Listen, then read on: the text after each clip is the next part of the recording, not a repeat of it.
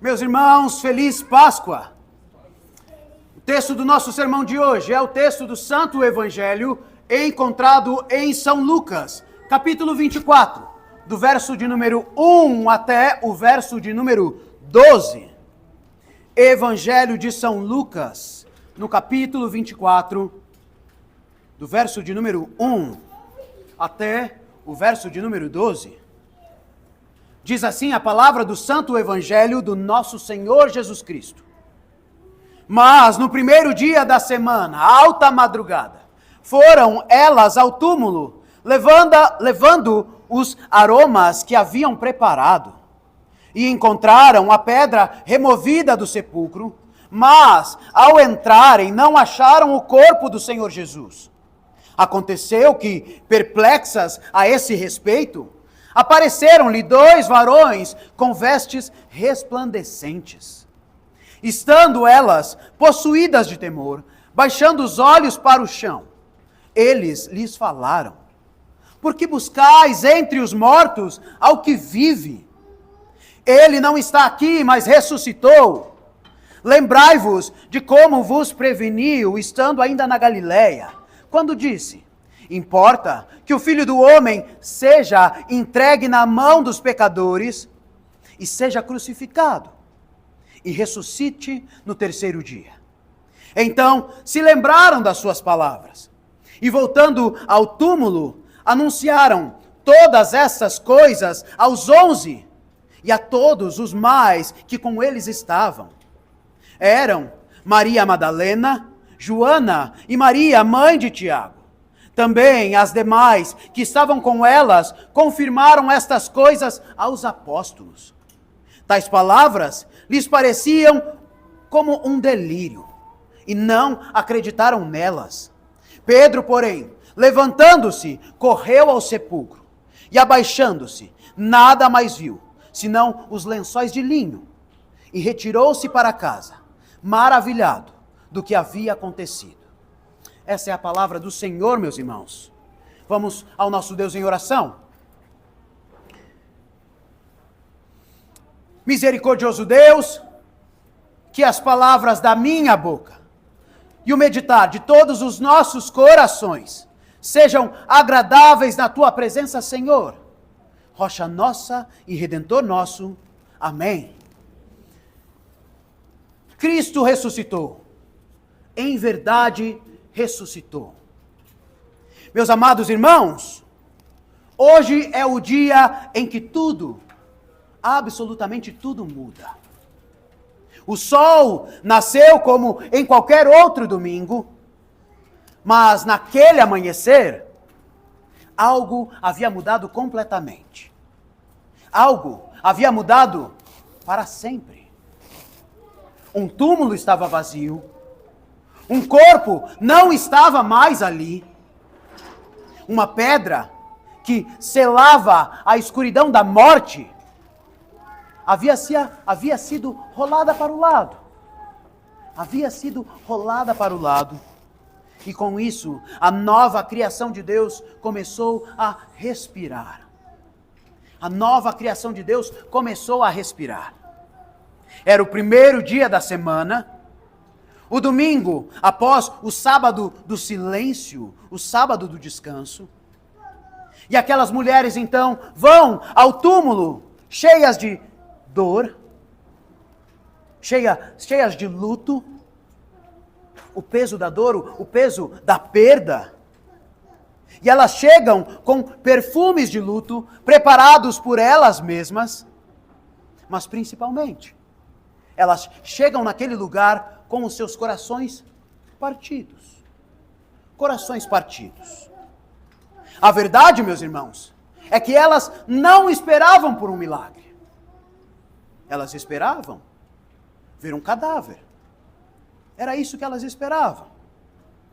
Mas elas amavam o Senhor Jesus Cristo. Amavam a Jesus e por isso elas estavam ali. No entanto, meus irmãos, o que elas encontraram foi algo totalmente inesperado. Algo totalmente inesperado. Ouçam, com fé, a palavra do Senhor nos versículos 1 a 3 do nosso texto. que nos dizem assim: mas no primeiro dia da semana, alta madrugada, foram elas ao túmulo, levando os perfumes, os aromas que elas haviam preparado, e encontraram a pedra removida do sepulcro. Mas ao entrarem, para a surpresa, elas não encontraram o corpo do Senhor Jesus Cristo. Este é o cenário, meus irmãos. O túmulo estava totalmente vazio. Nada além disso. Isso, meus irmãos, de fato, é o centro da história. Isso, de fato, é o centro da nossa história, é o centro da nossa fé. O centro da nossa fé. Deixa eu contar uma breve história para vocês. Um missionário cristão estava na Índia e um dia ele estava pregando em praça pública, pregando o evangelho, anunciando o evangelho. As pessoas se reuniam ao redor dele, ouviam a sua mensagem, algumas aceitavam, outras não. Mas esse homem estava pregando, anunciando o evangelho, e até que ele termina a sua pregação, ele acaba de pregar, e aparece um homem na frente dele. Um muçulmano. Um muçulmano na frente daquele missionário cristão. E ele então diz assim para o missionário: senhor missionário, você precisa admitir, você precisa reconhecer que nós, muçulmanos, nós temos uma coisa que vocês, cristãos, vocês não têm. E em verdade, essa coisa que nós temos é muito melhor do que qualquer coisa que vocês tenham. Vejam só, o muçulmano aparece diante daquele missionário e declara essas palavras. Você precisa reconhecer, cristão, você precisa reconhecer que nós muçulmanos temos uma coisa que vocês não têm.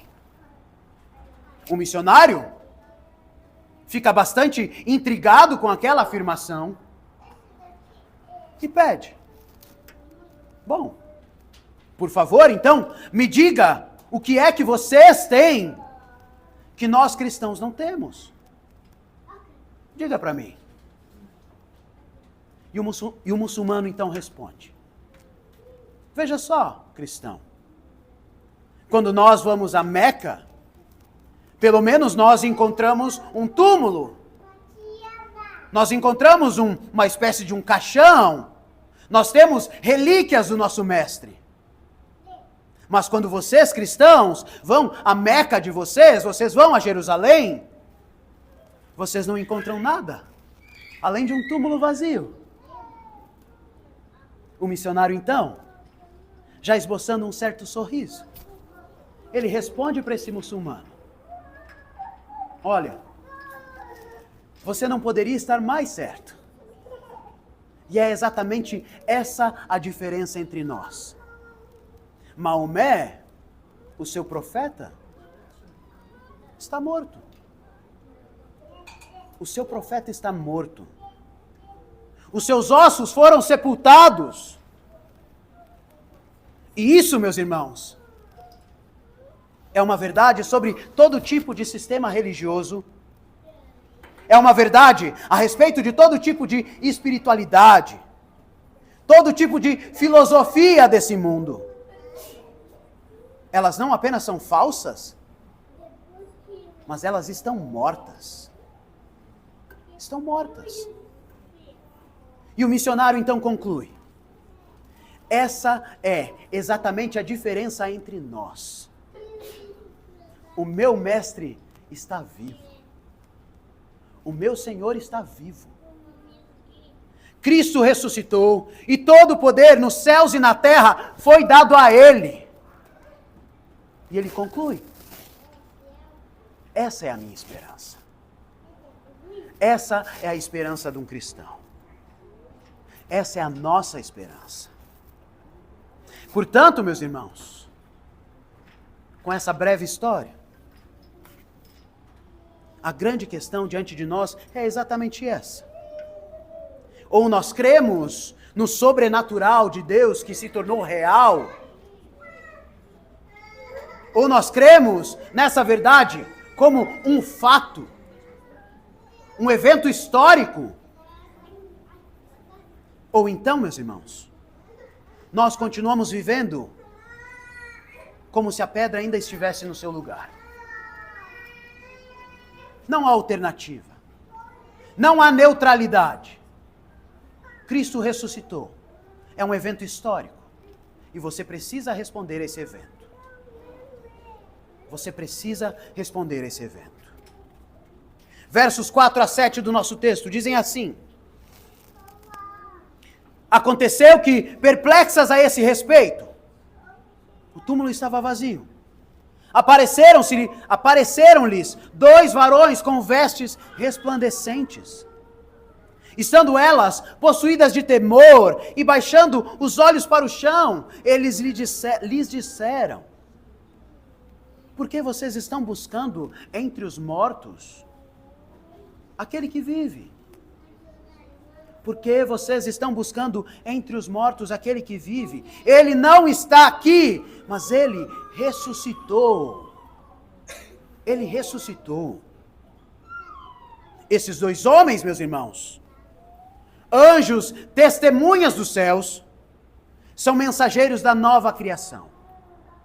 Assim como Moisés e Elias apareceram na transfiguração do Senhor, para testificar, para confirmar o plano de Deus. Agora esses 2 anunciam: Cristo vive. Cristo vive. E eles fazem a essas mulheres e a nós também uma pergunta razoavelmente desconcertante.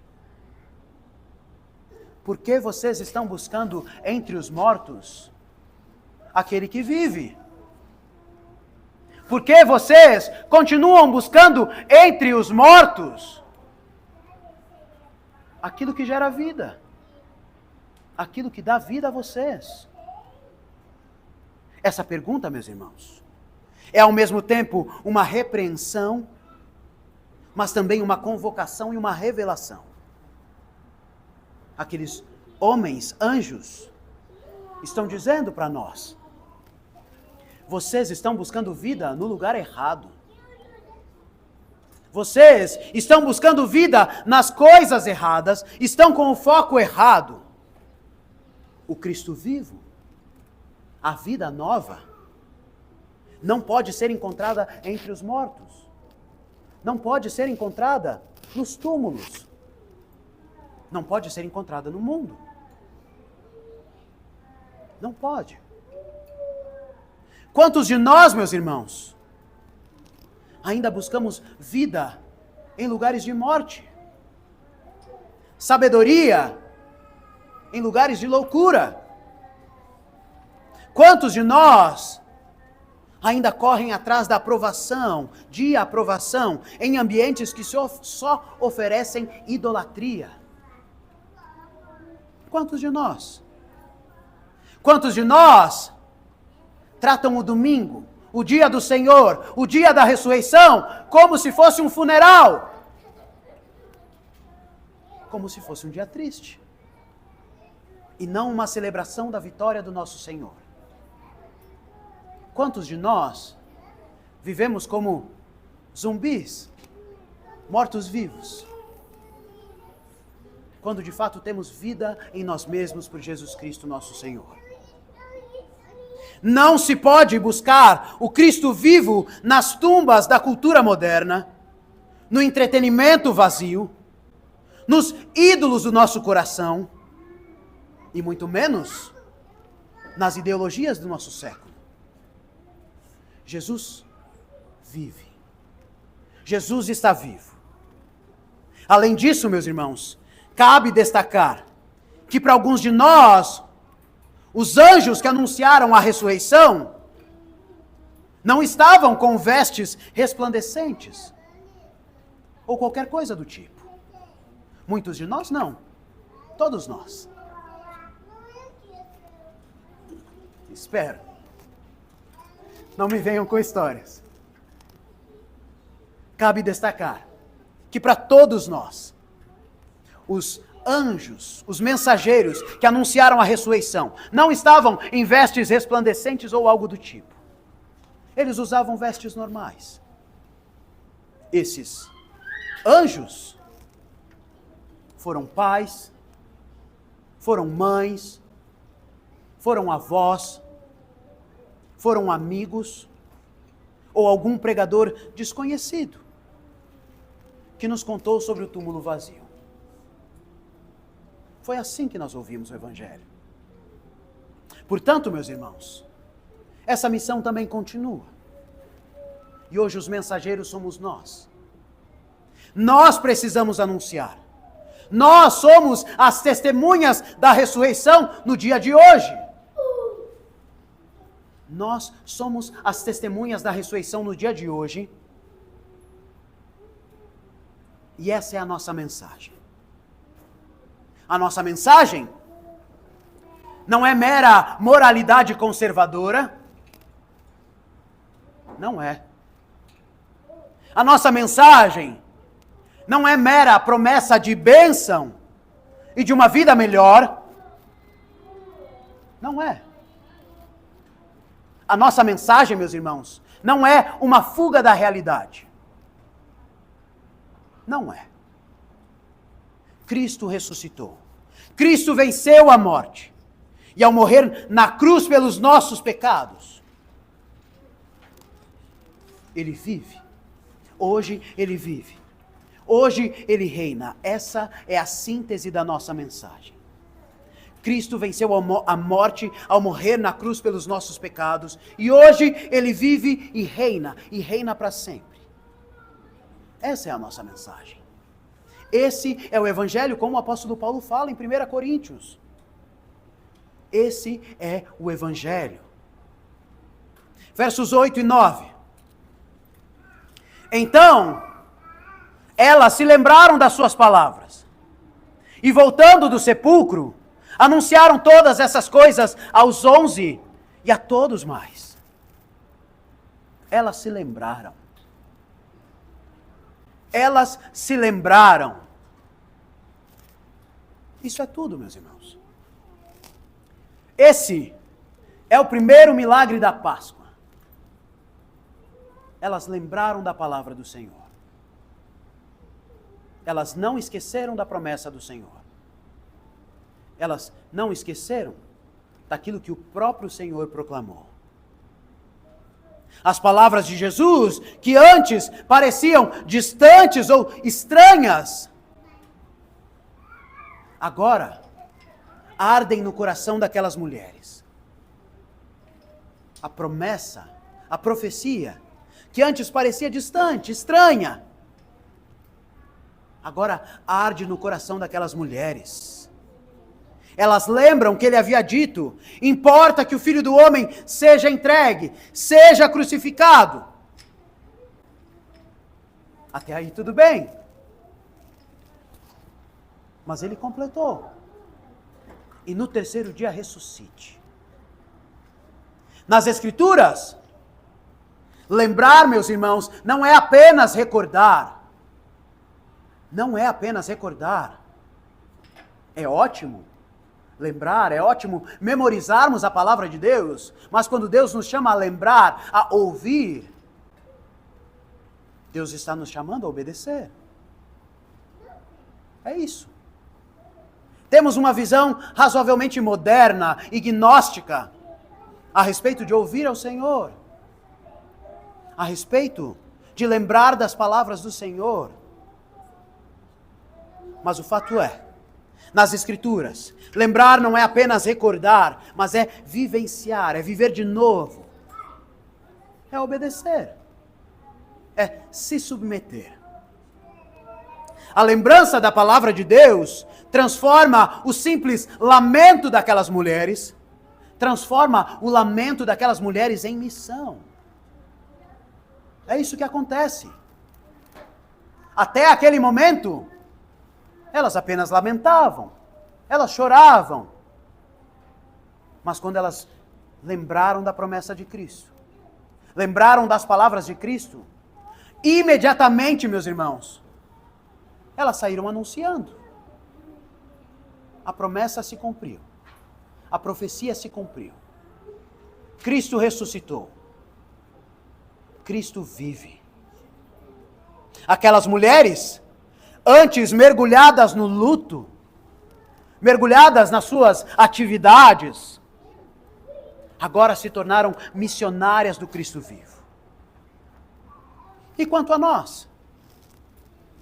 Quanto a nós? O que nós estamos fazendo, meus irmãos, com aquilo que nós ouvimos domingo após domingo? O que temos feito? Será que nós já esquecemos na segunda-feira ou no domingo à noite? A palavra do Senhor, a palavra do Senhor proclamada a nós. Ou será que nós temos lembrado ao longo da semana? E lembrado da forma bíblica. Obedecido, se sujeitado. Será que nós só nos colocamos diante do Senhor no domingo, ouvimos a sua palavra e pensamos, está tudo resolvido, está tudo certo, cumpri o meu dever e agora eu vou viver a minha vida do meu jeito, de acordo com o meu conselho ao longo da semana? Temos lembrado da palavra de Deus? Da palavra que o Senhor entrega a nós, domingo após domingo? O esquecimento, meus irmãos, é o cemitério da fé. O esquecimento da palavra de Deus é o cemitério da fé, é o caminho para a apostasia. Por isso, meus irmãos, nós cantamos, nós pregamos, nós oramos, nós celebramos a ceia, domingo após domingo, para que nós possamos lembrar, para que nós possamos viver. Para que nós possamos lembrar, para que nós possamos viver. A fé cristã não começa com grandes sentimentos. E se começa dessa forma, é bem provável que daqui a alguns dias, daqui a alguns meses, esse sentimento passe e você simplesmente esqueça. A fé cristã não começa com grandes sentimentos. A fé cristã começa com memória. Começa quando nós lembramos daquilo que Cristo falou. E de fato, é somente quando nós lembramos do que disse o nosso Senhor que nós conseguimos resistir às mentiras do pecado. Nós conseguimos resistir ao conforto da mediocridade. É só assim. É quando a palavra de Deus vem a nós, surge diante dos nossos olhos, surge na nossa cabeça e no nosso coração. E nós paramos e pensamos, o que eu estava fazendo? O que eu estava fazendo da minha vida que eu esqueci da palavra do Senhor? Que eu esqueci do conselho do Senhor? Que eu ignorei o conselho do meu rei? O meu rei que ressuscitou. Se a ressurreição é real, e ela é, então o pecado não reina mais sobre nós. Portanto, meus irmãos, nós precisamos parar de viver como coitadinhos. Precisamos parar de viver como coitadinhos, como se nós ainda fôssemos escravos, morássemos no Egito.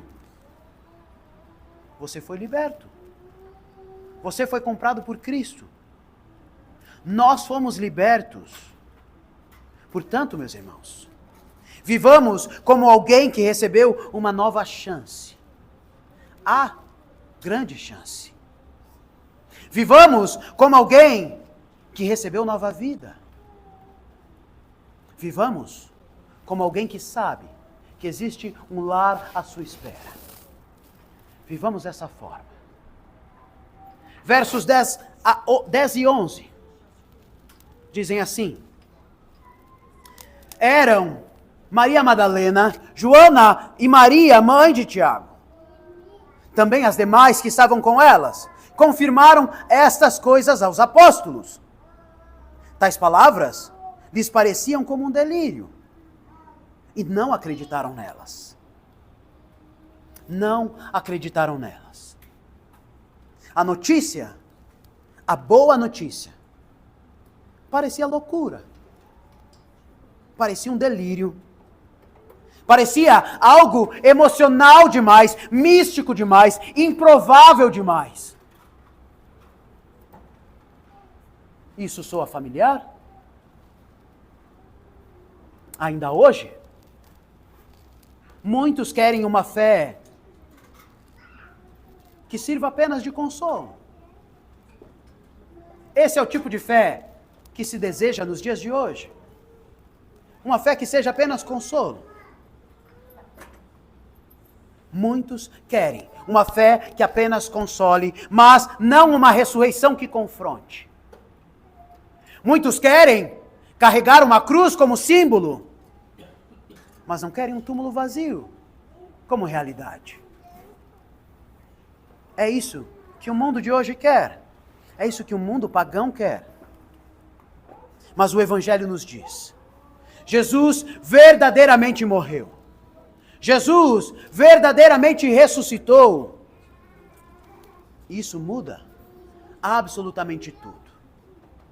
Não se enganem, meus irmãos. Negar a ressurreição literal de Jesus é negar a própria fé. É negar o próprio fundamento da fé cristã. E não estranhem. Existem vários por aí pregando esse tipo de mensagem.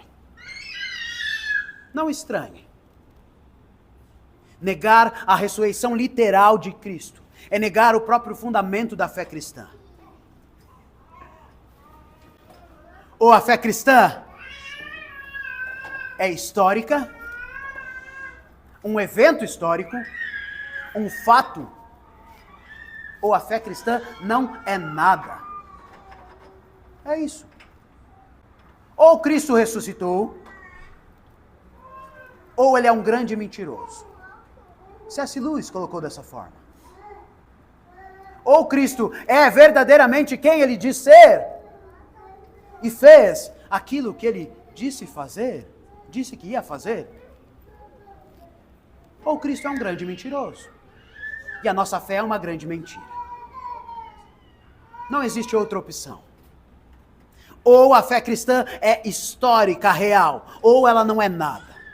Nós não estamos aqui, meus irmãos, por uma ideia bonitinha, por mera ideologia.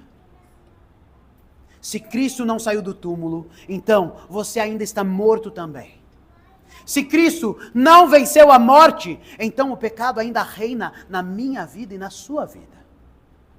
Se Cristo não ressuscitou, nós ainda estamos debaixo da condenação eterna. E não existe esperança para nós. Todo mundo afirma que quanto mais velhos nós ficamos, quanto mais nós envelhecemos, mais teimosos nós ficamos. Não sei se isso é verdade, porque não temos velhos aqui e não temos pessoas teimosas também. Pois bem, a incredulidade, meus irmãos, é aquele coração envelhecido, aquele coração velho, que se recusa a reconhecer certos aspectos da realidade. Isso é incredulidade. O coração envelhecido, cheio de certezas, que se recusa a reconhecer certos aspectos da realidade. Mas graças a Deus, Ele transforma pessoas céticas em testemunhas. Graças a Deus, como Ele fez com Pedro, como Ele fez com Tomé, graças a Deus, Ele faz conosco também. Graças a Deus. Mas a ressurreição, meus irmãos, não é o fim da história. A ressurreição é apenas o começo. O primeiro dia da nova criação. Como no Gênesis, Deus começa com luz e com vida. Mas agora, tudo começa com o corpo glorificado, reluzente de Cristo Jesus. O novo Adão sai do túmulo. A cabeça da serpente é esmagada. O jardim está voltando a florescer. E você que está em Cristo já pertence a esse novo mundo. Isso não é, meus irmãos, mera poesia. Não é uma afirmação bonitinha. Essa é a realidade. Essa é a realidade proclamada por Cristo e seus apóstolos. Você que está em Cristo já pertence a essa nova realidade. Já pertence a esse novo mundo. De maneira tipológica, o que nós vemos aqui é o clímax do Êxodo.